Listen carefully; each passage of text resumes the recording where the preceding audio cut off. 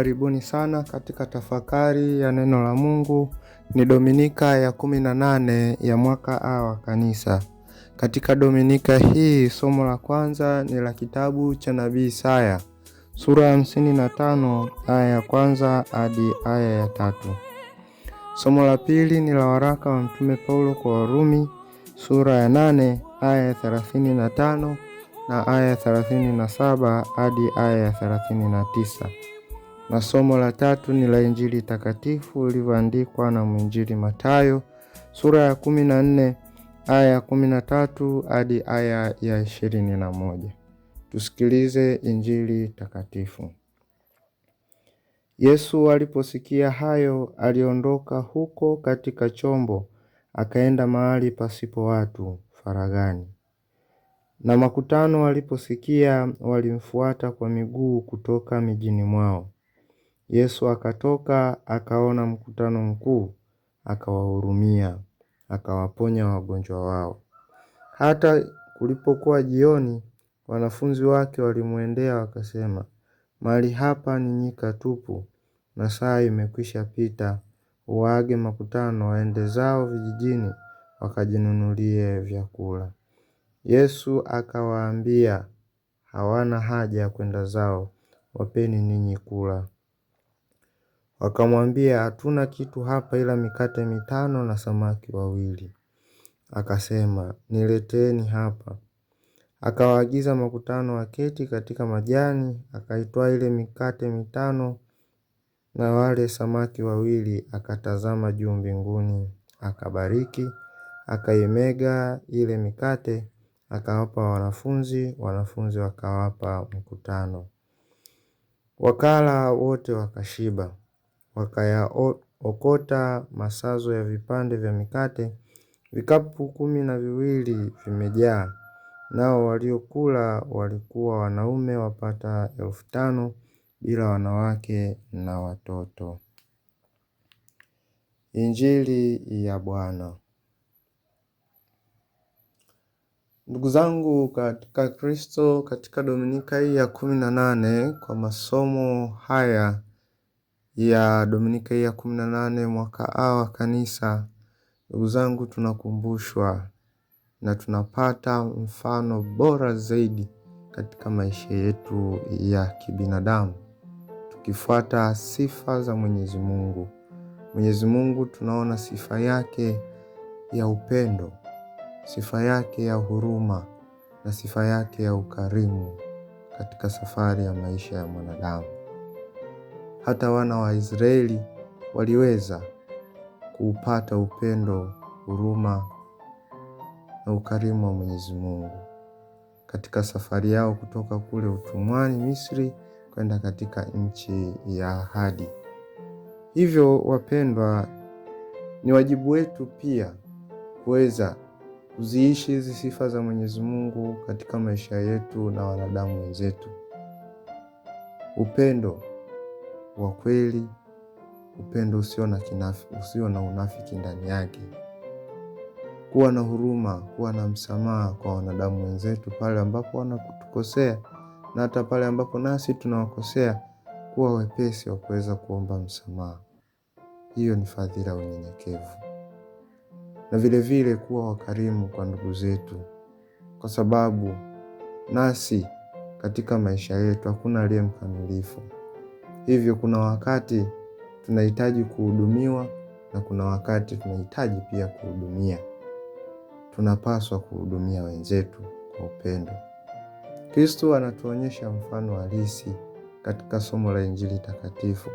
Kristo anatuhudumia sisi wanadamu tulio na changamoto nyingi katika maisha yetu.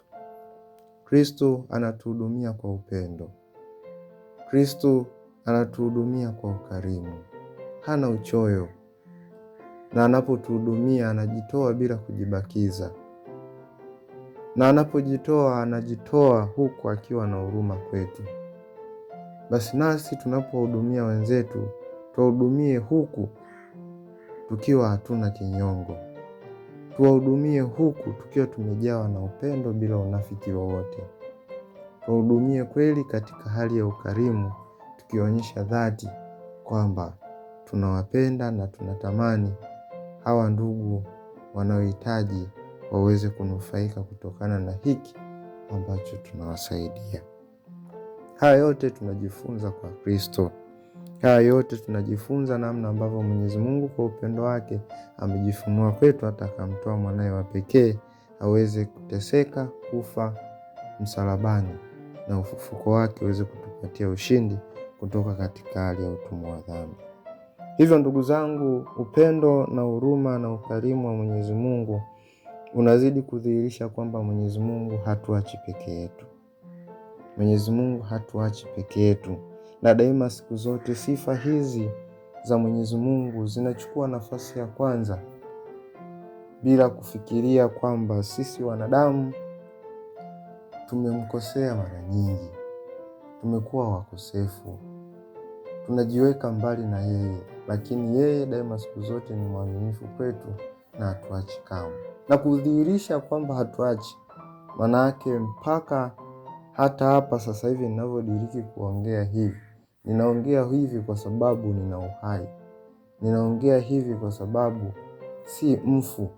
Kwa hiyo kwa zawadi ya maisha ambayo anatujalia Mwenyezi Mungu kila siku, kila kunapokucha asubuhi tunajikuta tumeamka tena, ni uaminifu tosha na ni upendo tosha wa Mwenyezi Mungu katika maisha ya kila mwanadamu. Hivyo wapendwa taifa la Mungu, nawasihi sana katika tafakari ya leo, sasa katika somo hili la Injili takatifu ambapo tunaona Bwana wetu Yesu Kristo anakwenda faragani kupumzika na kusali.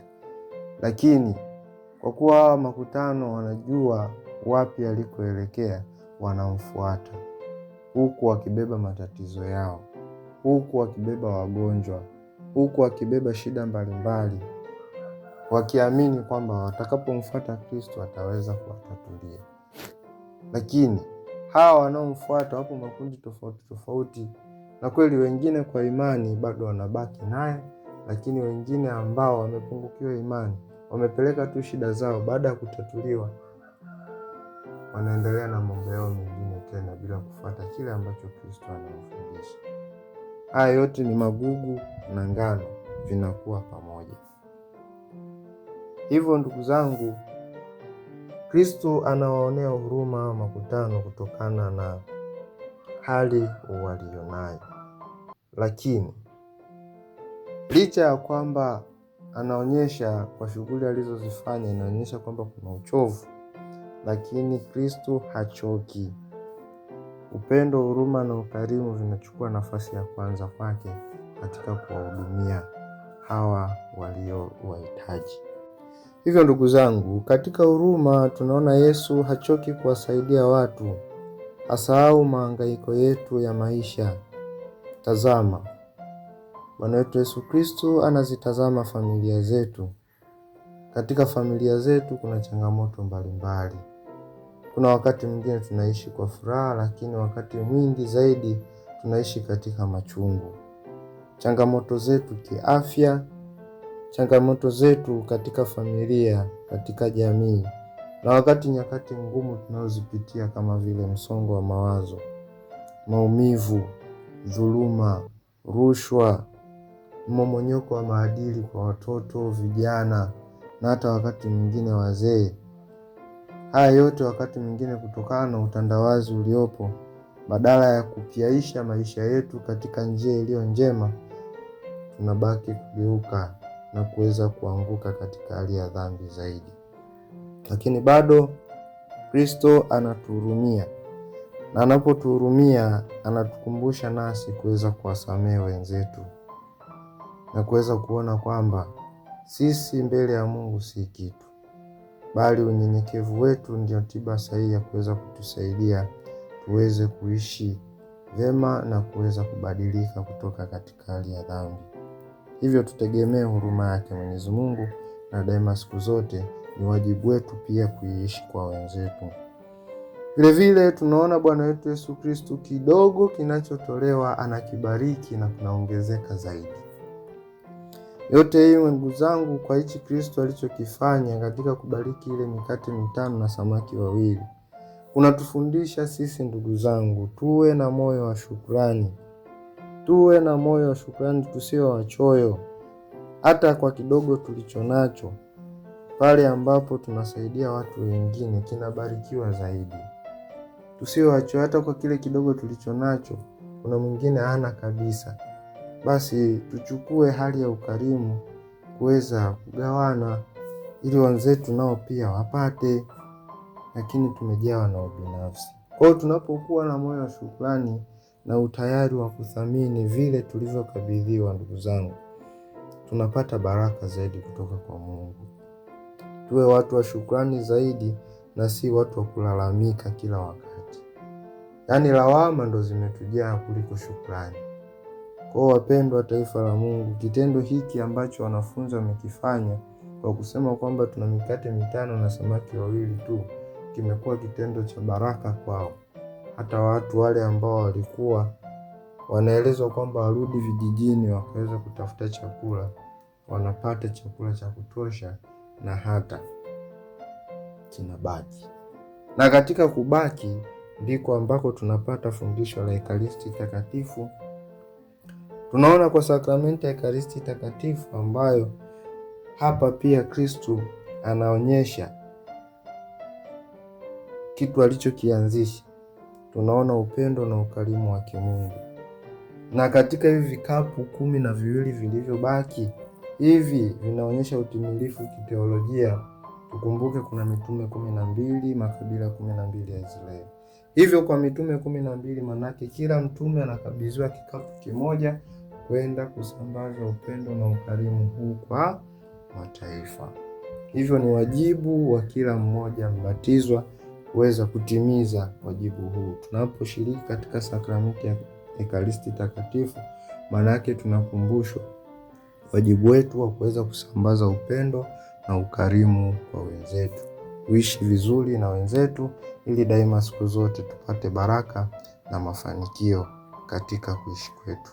Hivyo wapendwa, mwishoni, upendo, huruma na ukarimu maishani mwetu vina msaada mkubwa sana na vitatusaidia kuweza kufika mbali zaidi pale ambapo tunautafuta kwa udi na uvumba ufalme wa Mungu ili tupate kurithi, ikiwa ni wito wetu: iweni watakatifu kama Baba yenu wa mbinguni alivyo mtakatifu.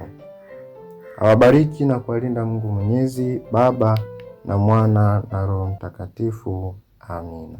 Mwana wangu njoo unisaidie.